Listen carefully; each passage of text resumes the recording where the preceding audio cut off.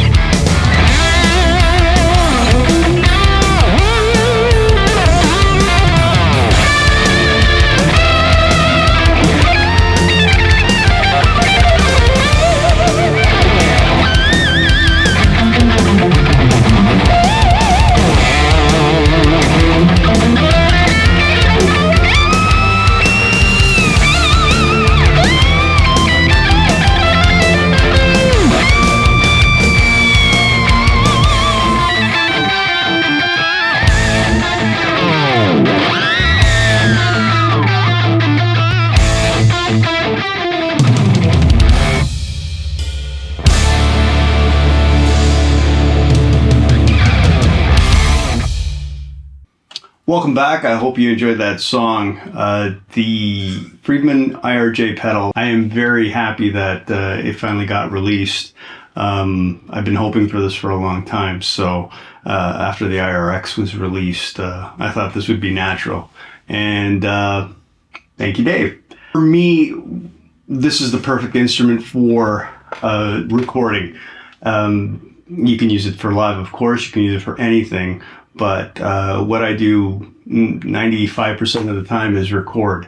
So I record my own songs. For recording songs, this is one of the best tools that I've found. I wish I had this 10 years ago. First of all, what is a preamp pedal? A preamp pedal is essentially the front end section of an amp. In this case, you have an amplifier and you have the front end section, which is the preamp. And that's what this is, essentially. There's more to this, of course, but what you would find in there is what you find in here. This is all analog, nothing that is simulated in any way. It has real tubes in it, and it sounds and feels like a tube amp because it is a tube amp, or at least a part of a tube amp. The other section of a tube amp is the power amp.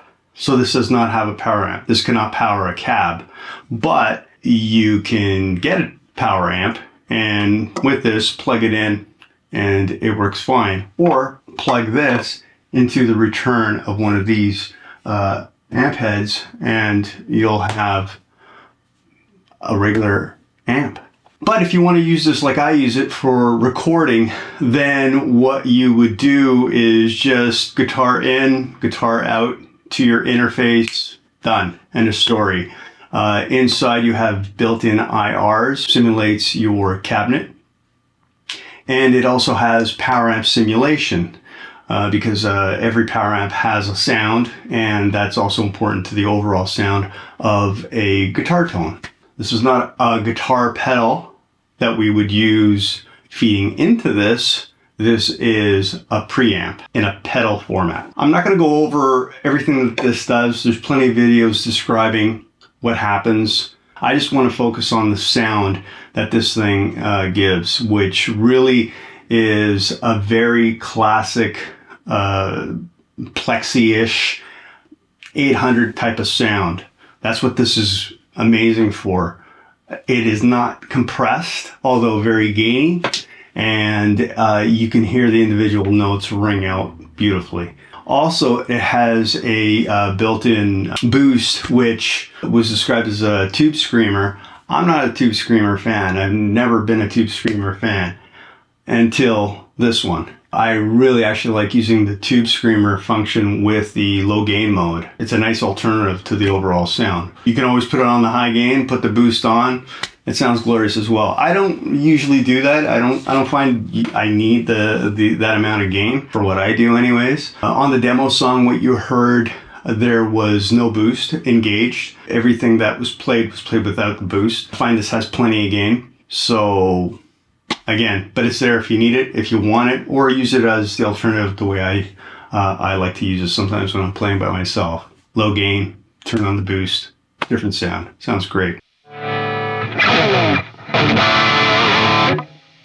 So the guitar I'm using is a Schecter Super Shredder. So this guitar does have quite a different little bit of a sound unto its own. I'll be trying it with an LP there, so you guys get to hear the differences. But this guitar sounds very much almost telly-like. It has EMG pickups, the active pickups, and I find that they have a very distinctive sound. They're supposed to be the 78 something, I guess something a la Eddie Van Halen, but they definitely have a unique sound. They're very clear, very articulate, but they are a little bit lacking in the bass. For recording, that's great. For live, maybe not your cup of tea. But it does have a very different sound because of that. So just keep that in mind, but I'll try it with the other guitar.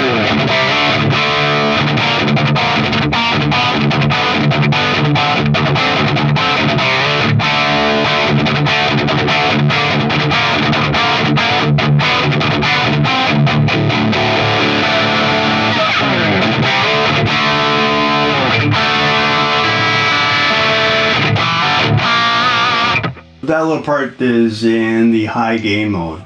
Flip it down to the low gain. So the way I like to set the channel too is to have the bright switch up all the way. I think that's a key thing to the plexi sound. So as much as I can get that, I will have that. Which is why I don't put the gain past 7. Get the most that I can out of it. That's where it sits almost 100% of the time. So here's a little bit low gain, which really isn't that low gain. Usually I've been using the first 2 cabinets that it comes with. Those are my favorites for the rhythm.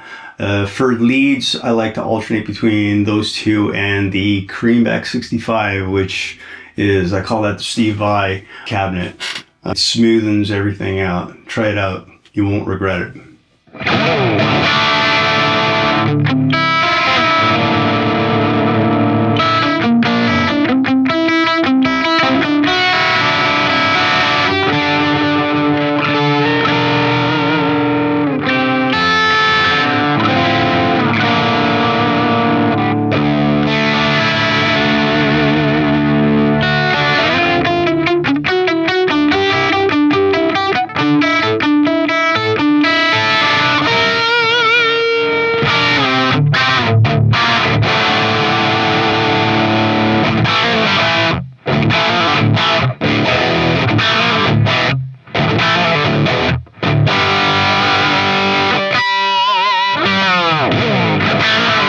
Anyways, that's low gain. Another great function of this pedal, you can make this up as a rig. I just put a pedal board together for when I feel like playing direct. I like to use this option for recording because I can go stereo out of the Halo if I want to record something a little different than a left-right thing parked in the background, but it sort of gives you that a little bit of that stereo image.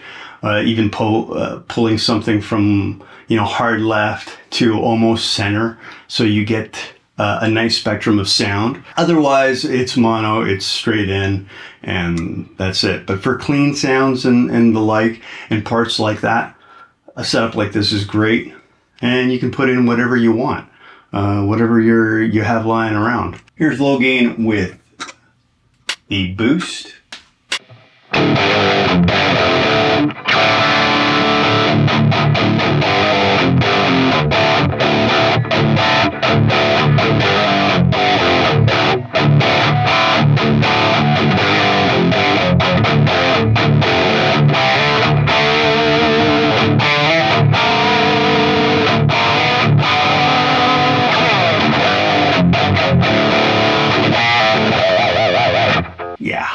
plenty.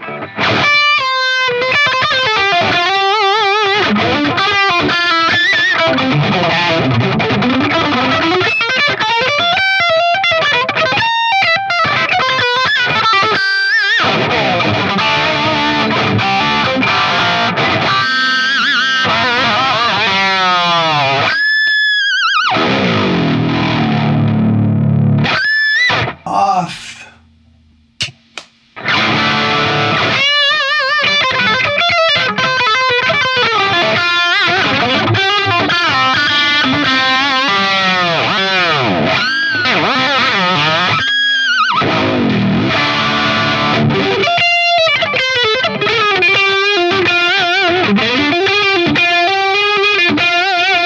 Reverb and delay.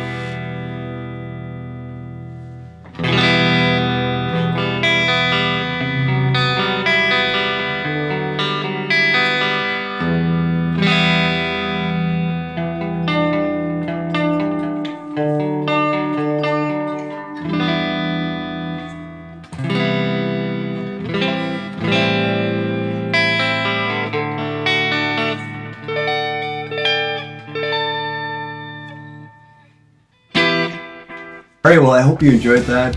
Just a couple of sounds from your friendly neighborhood guitar dude. And I'll be back to do a few more of these. Thanks.